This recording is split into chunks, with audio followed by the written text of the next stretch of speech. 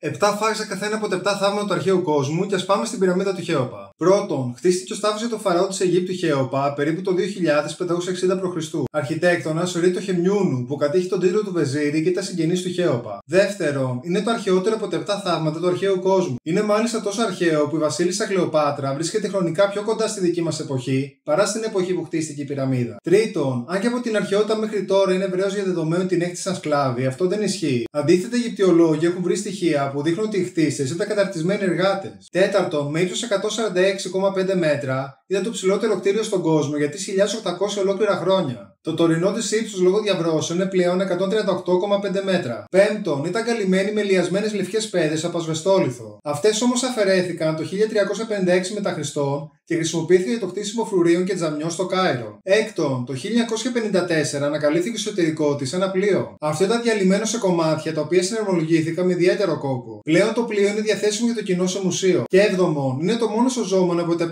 θαύματα του αρχαίου κόσμου. Γι' αυτό και αποτελεί πόλο έξι για ανθρώπους από κάθε γωνιά του κόσμου που σπέβδουν στην Αίγυπτο για να το θαυμάσουν. Εάν σου άρεσε το βίντεο, μείνε στο κανάλι μου γιατί έρχονται facts για τον ναό της Αρτέμιδος στην Έφεσο.